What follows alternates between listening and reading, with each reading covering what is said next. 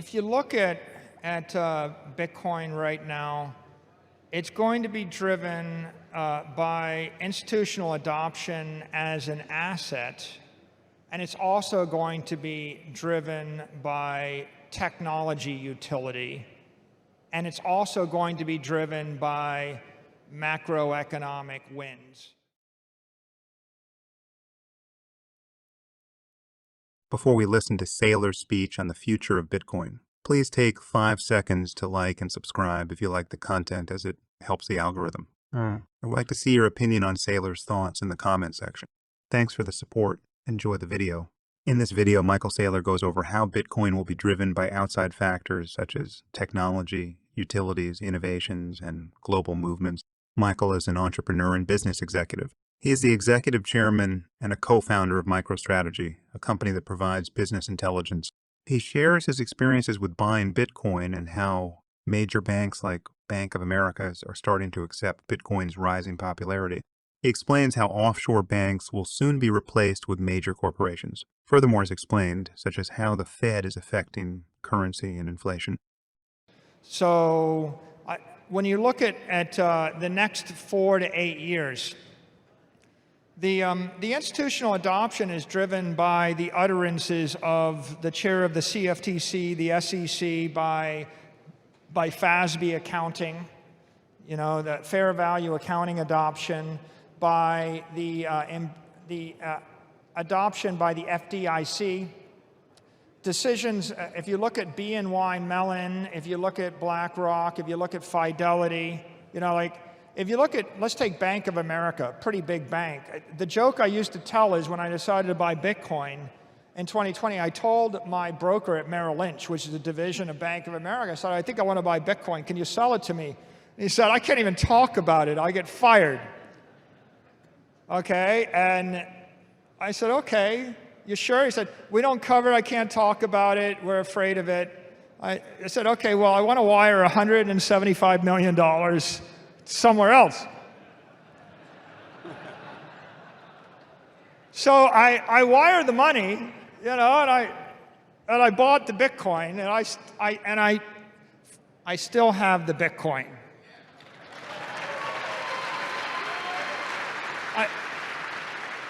Not one Satoshi would I sell.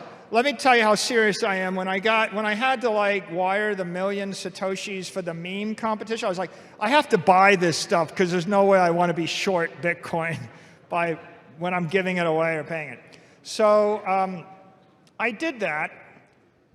2 years go by, and just last week, my secretary called me. She says, hey, Merrill Lynch sent a bunch of documents over, and they want you to sign them. And I said, what? I didn't ask for anything. She said, well, you have to sign these documents so that you can buy Bitcoin with Bank of America, and they want you to sign them now. I said, okay. So now, they wouldn't sell it to me, and now they're jamming it down my throat. So that's like a leak for you guys. Presumably, if Merrill Lynch is going to all their clients saying, fill this out, I think the Bank of America has embraced Bitcoin. Big deal. So for store of value, when these big, the offshore banks, right? Celsius is a bank, BlockFi is a bank, FTX is a bank, Voyager is a bank. They're not going to cross the chasm and continue with us in the next decade. They're going to be replaced with JP Morgan and Bank of America and BNY Mellon and Fidelity. And that's going to go a long way toward institutional adoption and driving Bitcoin as a store of value. I think the other thing is the explosion of Lightning. I described this as, in 1991, you had TCP/IP and we had the internet, but not many people used it. In 1994, you had the Netscape browser, and that was the killer app for the internet. And pretty soon you had 100 million people download that browser, and it caught fire. Well, we are like 1991, 92 in money over the internet, money over IP. And in my opinion, there's going to be a couple of killer apps On the consumer side, a killer app that's like a Lightning wallet that moves digital dollars and BTC and swaps in and out of local currency. When you can move the peso, the dollar, and the BTC in the hands of anybody in Argentina, I don't know why every adult in Argentina wouldn't download that, right? And so that'll go to billions of people. So the killer app for Lightning is coming. We just, obviously it's a work in progress. We got to keep improving the protocol. We got to keep refining it. But when that happens, you're going to see hundreds of millions and then billions of people downloading these applications. My firm's working on an application to monetize any website. What do you think of Saylor's thoughts on the future of Bitcoin?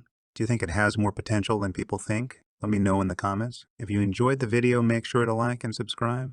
And as always, thanks for watching.